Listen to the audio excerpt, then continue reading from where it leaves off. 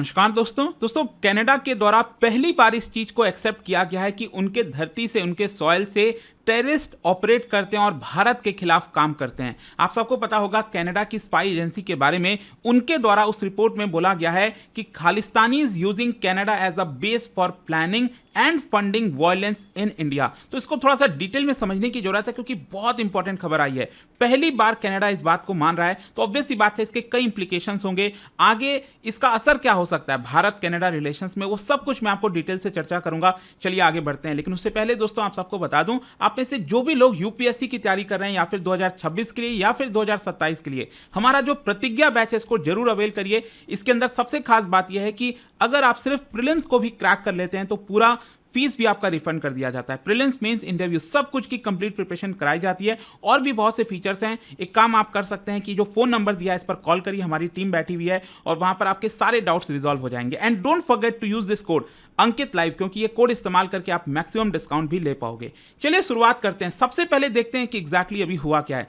First time Canada की जो top intelligence agency है CSIS, that is Canadian security intelligence service, उन्होंने publicly acknowledge किया है और कहा है Khalistani extremists are using Canadian territory as a base to incite, fund and plan violence in India. तो ये साफ साफ बोला जा रहा है कि जो कैनेडियन टेरिटरी में खालिस्तानी एक्सट्रीमिस्ट रह रहे हैं उन्होंने एक बेस बनाया है अपना कनाडा को और वो फंड कर रहे हैं, प्लानिंग कर रहे हैं, इंसाइट कर रहे हैं वायलेंस। कहां पर? भारत के अंदर।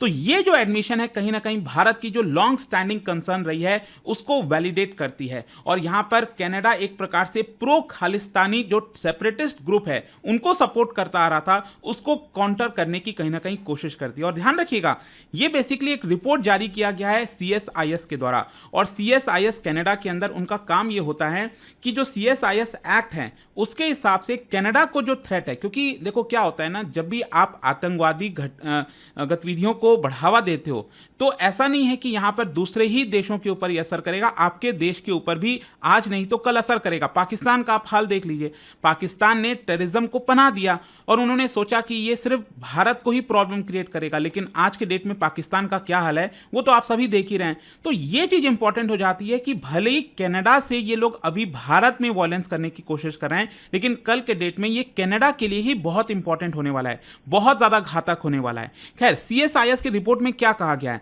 यहां पर खालिस्तानी एक्सट्रीमिस्ट का प्रेजेंस कंफर्म किया गया है और CSIS ने कंफर्म किया है कि जो खालिस्तानी मिलिटेंट्स हैं वो फंड रेज करते हैं कनाडा के अंदर, जो कैनेडियन सॉइल है उसका इस्तेमाल करते हैं कि वो वायलेंस करें भारत के अंदर, उसको प्रमोट किया जाता है, इंसाइट किया जाता है वायलेंस भारत में। और इसके अलावा एक और बहुत इंटरेस्टिंग चीज है, क्योंकि जस्टिन ट्रूडो जब प्राइम मिनिस्टर थे कनाडा के तो आपको याद होगा वो बार बार क्या कहते थे कि हमारे यहां पर फ्रीडम ऑफ स्पीच है, हम हर एक चीज के लिए फ्रीडम देते हैं। तो इस रिपोर्ट में बोला गया है कि इसी फ्रीडम का गलत इस्तेमाल करके यहां पर जो एक्सट्रीमिस्ट चीजें हैं वो करने की कोशिश की जाती है। मतलब कनाडा का जो लिबरल डेमोक्रेटिक प्रोटेक्शन है उसका ये लोग गलत इस्तेमाल करते हैं, ये साफ साफ रिपोर्ट के अंदर बोला गया है। सिर्फ यही नहीं, इस रिपोर्ट में इनफैक्ट ये रिपोर्ट का नाम है public report on threats to Canada's national security 2024। इसमें एक और चीज बोली गई है कि कई ऐसे देश हैं जो कनाडा के इंटेलिजेंस एक्टिविटीज करते हैं, कनाडा के अंदर इंटरफेरेंस करते हैं। For example Bharat, China, Pakistan, Iran, Russia, इन सब का नाम लिया गया है।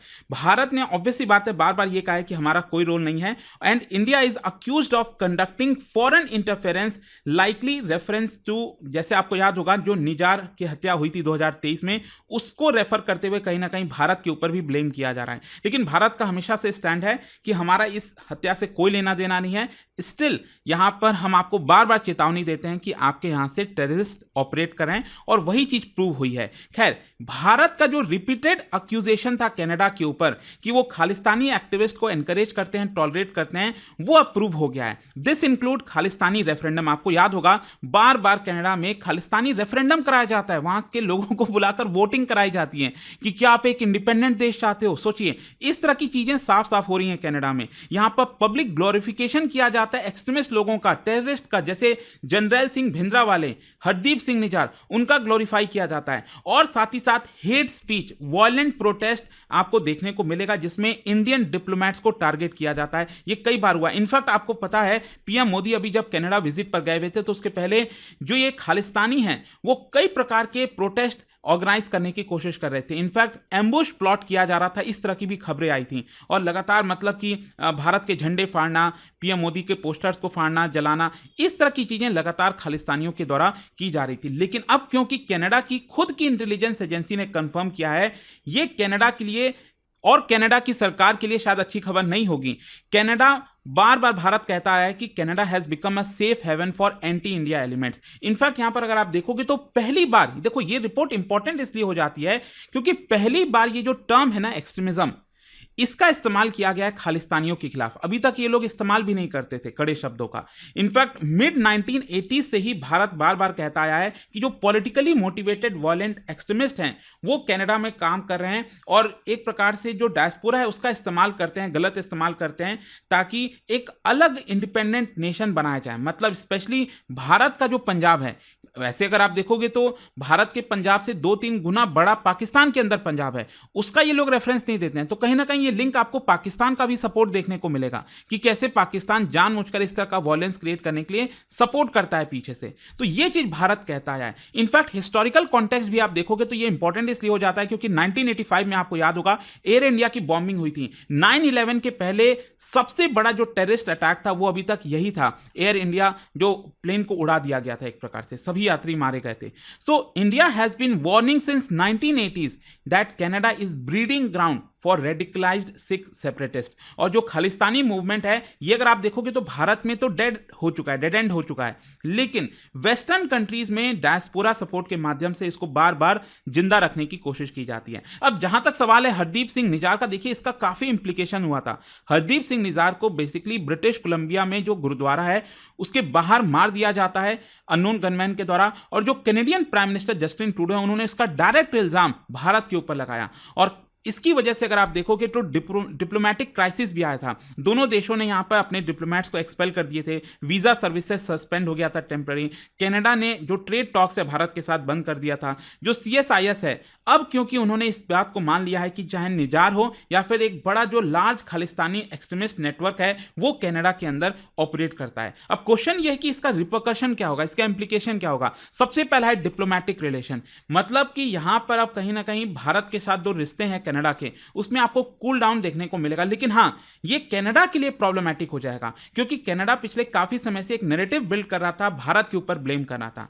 जहां तक सवाल है फ्रीडम ऑफ स्पीच का, अब ये शायद उतना नहीं मिलने वाली कनाडा में। अब यहां पर जो पहले होता था ना कि हम फुल फ्रीडम ऑफ स्पीच देंगे, जो बोलना है बोलो, जो करना है करो, लेकिन अब यहां पर free speech right with anti terrorism enforcement, इसको कहीं ना कहीं बैलेंस करने की कोशिश की जाएगी। लेकिन हाँ, इसका असर यह भी हो सकता है कि जो सिख डायस्पोरा है उनके ऊपर भी कुछ प्रेशर होगा। जो लॉ अबाइडिंग कैनेडियन सिख हैं जिनके साथ कोई दिक्कत नहीं है, ऑब्वियस सी बात है, ये हमारे भी सिटीजन हैं, इंडियन ओरिजिन के लोग हैं, कई तो हमारे ही सिटीजन वहां पर जाते हैं, तो उनके साथ कोई दिक्कत नहीं है, लेकिन हो सकता है कि उनको भी ग्रेटर स्क्रूटनी झेलनी पड़े। फिर इसके अलावा डायस्पोरा पॉलिटिक्स बढ़ सकती है, इसके ऊपर इंपैक्ट आता है। कैनेडियन जो पॉलिटिशियंस हैं अगर आप देखोगे तो वो कई बार टच में रहते हैं खालिस्तानी ग्रुप्स के साथ, लेकिन अब उनको भी कहीं ना कहीं इसकी वजह से अब डिस्टेंस करना पड़ेगा क्योंकि उनकी खुद की इंटेलिजेंस एजेंसी ने बोला है। खैर, अब क्वेश्चन ये है कि भारत का रिस्पॉन्स क्या हो सकता है। देखो, भारत इस रिपोर्ट का बढ़ चढ़ कर इस्तेमाल करेगा, डिप्लोमेटिक लीवरेज लेने की कोशिश करेगा और कहेगा कि देखिए अपने रेडिकल लीडर्स को अरेस्ट करिए, जो खालिस्तानी रिलेटेड रेफरेंडम्स है उसको बंद कराइए और जो इंटेलिजेंस कॉपरेशन है उसको और ज्यादा क्लोज, मतलब भारत के साथ और ज्यादा तेजी से बढ़ाइए। एंड यहां पर डिमांड रहेगी कि Canada should stop being a safe haven for terror financing. ये बहुत इंपॉर्टेंट हो जाता है। और इनफैक्ट अगर आप देखोगे तो पीएम मोदी जी का ये जो विजिट था G7 समिट के दौरान, ये एक बड़ा ब्रेक थ्रू आया है क्योंकि इसकी वजह से वापस से दोनों देशों के बीच में जो टाइज हैं वो रीसेट हो गए। फॉर एग्जाम्पल, एक तो जो डिप्लोमेटिक टाइज हैं, वापस से जो हाई कमिश्नर्स हैं उनको रीअपॉइंट किया जाएगा दोनों देशों में। फिर इसके अलावा जो नॉर्मल डिप्लोमेटिक सर्विसेज है वो रिज्यूम हो जाएंगी और जो एम्बेसीज हैं वो फुल फंक्शनैलिटी पर रिज्यूम करेंगी, बहुत ही अच्छी बात है। फिर दूसरा, यहाँ पर ट्रेड नेगोशिएशन स्टार्ट होगा। भारत और कनाडा वापस से फ्री ट्रेड एग्रीमेंट को लेकर बातचीत स्टार्ट करेंगे जो कि 2023 में सस्पेंड हो गया था और इसमें critical minerals, agriculture export, pharmaceutical, digital services from India, बहुत सारी चीजों पर असर आ सकता है। फिर इसके अलावा जो इंटेलिजेंस शेयरिंग है टेररिज्म को लेकर, वो भी यहाँ पर भारत और कनाडा के बीच में तेजी से स्टार्ट हो सकती है। फिर इसके अलावा वीजा सर्विसेज जो है वापस से रिस्टोर होंगे। Canada depends on Indian immigrants for tech and health care sector. जो ईजियर स्टूडेंट और वर्क वीजा है वो अब शायद एक्सपेक्टेड है कि अब तेजी से स्टार्ट होगा। फिर इसके अलावा कई सारे ग्लोबल इश्यूज हैं, फूड सिक्योरिटी, क्लाइमेट चेंज, इन सब के ऊपर भी ज्वाइंटली वर्क किया जाएगा दोनों देशों के द्वारा। अब देखो ये जो ब्रेक थ्रू आया ये इतना इंपॉर्टेंट इसलिए है क्योंकि India is top 10 trading partner for Canada, और जो कैनेडियन फार्मर्स है ना वो इंडियन मार्केट के ऊपर काफी रिलाई करते हैं। जो इंडियन टेक कंपनीज हैं, स्टूडेंट्स हैं, डायस्पोरा हैं, वो काफी कंट्रीब्यूट करते हैं कनाडा की इकोनॉमी में। फिर इसके अलावा इसका स्ट्रैटेजिक इंपॉर्टेंस भी है। इंडो पैसिफिक पार्टनरशिप में यहां पर एक बूस्ट मिलेगा। कनाडा एक प्रकार से की पार्टनर का रोल निभा सकता है क्रिटिकल मिनरल्स में। आप देख ही रहे हो चाइना कितना प्रॉब्लम क्रिएट कर रहा है, तो क्रिटिकल मिनरल्स में जो ईवीज वगैरह हैं उसमें जो हमें रिसोर्सेज चाहिए वो कनाडा के पास है, काफी हद तक वो हमें प्रोवाइड हो सकता है। तो बहुत सारी चीजें हैं यहां पर, अब देखते हैं किस तरह से किस दिशा में चीजें जाती हैं। बट आई होप कि जो बड़ी खबर आई थी उसके बारे में आपको पता चला होगा। और जाने से पहले एक बहुत ही इंटरेस्टिंग क्वेश्चन, G7 समिट जो हुआ है, इंडिया कनाडा के जो लीडर्स मिले हैं, first meeting after fall out, क्या बता सकते हो ये कौन से शहर में इसकी मीटिंग कराई गई थी G7 समिट की? इसका राइट आंसर आप सब जानते हैं, मेरे इंस्टाग्राम पर तो मिलेगा ही, वहां पर अगर आप नहीं हो कोई बात नहीं, टेलीग्राम से ले सकते हैं इसका सही उत्तर। और अगर आपको स्टडी IQ के प्रतिज्ञा फाउंडेशन बैच UPSC 2026-27 के बैच में कोई भी डाउट हो, कोई भी प्रॉब्लम हो, ये टीम हमने तैयार की है। यहां पर इस फोन नंबर पर कॉल करिए, सारे डाउट्स आपके सॉल्व होंगे and you can use this code Ankit live to get maximum discount. दोस्तों एक बड़ी खुशखबरी है, P2I फाउंडेशन 2026 प्रतिज्ञा बैच अब हो चुका है लाइव और नया बैच 23 जून से स्टार्ट हो रहा है। यह सिर्फ एक कोर्स नहीं, यह है एक कंप्लीट रोड मैप जो आपको जीरो से IAS ऑफिसर बनने तक लेकर जाएगा। Step by step guidance, full mentorship के साथ।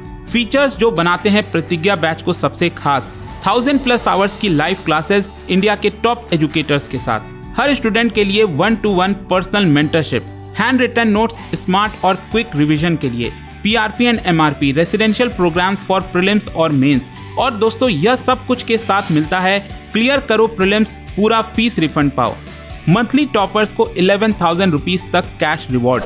और हाँ, सुबह से कई स्टूडेंट के मैसेज आए लेकिन 10 जून के बैच अब क्लोज हो गया है, तो सुन लीजिए 23 जून से वही बैच दोबारा स्टार्ट हो रहा है सिर्फ आपकी डिमांड पर। इसको लेने के लिए आप क्लिक कर सकते हैं कमेंट सेक्शन में लिंक को और यूज करना है आपको code Ankit live ANKITLIVE checkout के समय, ताकि आप मैक्सिमम डिस्काउंट पर इस बैच को ले सकें। सीट्स लिमिटेड हैं और बहुत तेजी से भर रही हैं, तो देर मत कीजिए, आज ही शुरू कीजिए अपनी IAS की जर्नी विद प्रतिज्ञा।